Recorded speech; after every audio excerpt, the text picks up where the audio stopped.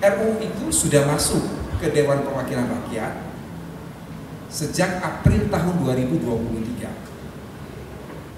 Aset recovery, saya kira ada kekeliruan penerjemahan juga.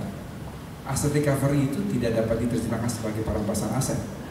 Saudara-saudara sudah harus tahu bahwa kita telah meratifikasi United Nations Convention Against Corruption dengan Undang-Undang Nomor 7 Tahun 2006. Ada 3 tujuan dari United Nations Convention Against Corruption. Yang pertama adalah bagaimana membasmi kejahatan korupsi itu secara efektif dan efisien. Kemudian tujuan yang kedua adalah international cooperation, kerjasama internasional. Dan yang ketiga itu adalah asset recovery. Asset recovery ini diterjemahkan bukan sebagai perampasan aset, tetapi sebagai pemulihan aset. Sebenarnya ketika kita berbicara mengenai perampasan aset, something new di dalam RUU perampasan aset itu adalah kita mengenal yang namanya conviction, non-conviction based forfeiture. Kalau kita bicara soal conviction based forfeiture, itu ada di dalam undang-undang kita. Selama ini sebetulnya ada perampasan aset, tapi perampasan aset itu mengikuti putusan pemidanaan. Kan saudara-saudara melihat putusan pengadilan tindak pidana korupsi itu kan pasti ada kan, bahwa selain pelakunya dijatuhi pidana, kan ada asetnya yang disita, ada asetnya yang dirampas untuk negara. Nah, itu yang di dalam doktrin hukum pidana dikenal dengan istilah conviction based forfeiture. Artinya memang perampasan itu berdasarkan putusan pengadilan.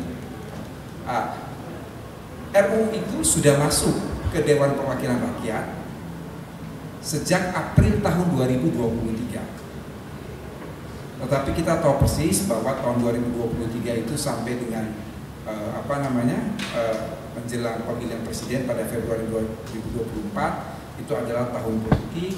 Banyak teman-teman dewan yang kembali maju pada pileg berikutnya, sehingga memang ini belum dibahas. Bahwa ini belum masuk pada skala prioritas dalam pengertian prolegnas 2025, tentunya ini didasarkan pada pertimbangan-pertimbangan dari teman-teman di DPR. Karena apa? Memang saya secara pribadi melihat bahwa aset recovery atau kita berbicara soal perampasan aset, ini kita seharusnya merujuk pada United Nations Convention Against Corruption yang itu tidak bisa secara parsial. Karena itu dia satu kesatuan tuh. Kalau saudara-saudara membaca United Nations Convention Against Corruption, itu adalah salah satu dari 3 tujuan yang sebetulnya dia berorientasi tidak hanya pada follow the suspect, tapi juga follow the money. Tetapi toh kita lihat bahwa dalam pemberantasan tindak pidana korupsi yang dilakukan oleh Komisi Pemberantasan Korupsi, yang dilakukan oleh Kejaksaan Agung, yang dilakukan oleh kepolisian, ini pun sudah melakukan perampasan aset, meskipun saya katakan bahwa ini masih didasarkan kepada conviction based forfeiture.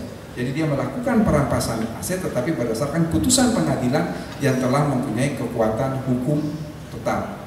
Jadi saya kira kesungguhan pemerintah dan DPR untuk memberantas korupsi itu tidak bisa dilihat semata-mata hanya karena RUU perampasan aset ini tidak menjadi skala prioritas, ya. Karena kalau kita berbicara memang tidak bisa terlepas dari sistem peradilan pidana secara utuh, dan itu dilakukan baik oleh KPK, oleh Kejaksaan Agung maupun oleh kepolisian. Sebenarnya ini kan yang kita mau cerita terkait perampasan aset yang sudah masuk di DPR, ini kan adalah persoalan non-NCB itu ya, non-conviction based forfeiture. Jadi bagaimana merampas aset tanpa ada diikuti oleh perkara pidana. Tapi kalau perkara yang perampasan aset melalui perkara pidana itu sudah jalan, bukan baru 1-2 tahun, udah puluhan tahun berjalan di Indonesia. Ini yang kadang-kadang teman-teman mencampur adukan bahwa seakan-akan tidak perampasan aset ini tidak menjadi prioritas dan lain sebagainya, padahal sebetulnya dalam praktek kita selama undang-undang tindak pidana korupsi itu ada dari tahun 1964, kemudian 1971 dirubah dengan undang-undang nomor 3199 sampai terakhir 20 tahun 2001, ada yang namanya perampasan aset itu. Kalau kita merujuk kepada United Nations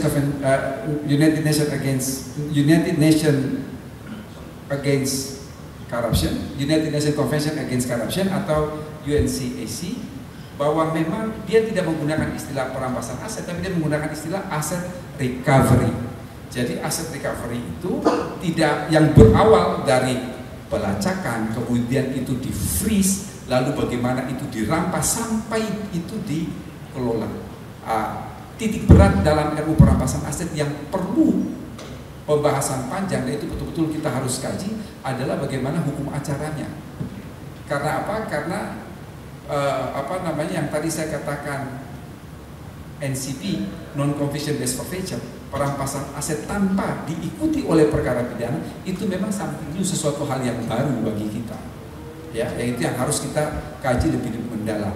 Tetapi saya kira ini sama sekali tidak memberikan indikasi keseriusan pemerintah dan DPR untuk memberantas tindak pidana korupsi, karena toh yang namanya perampasan aset yang diikuti oleh putusan pengadilan itu selalu berjalan, yang kita lihat.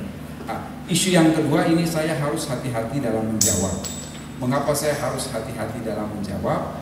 Karena mengenai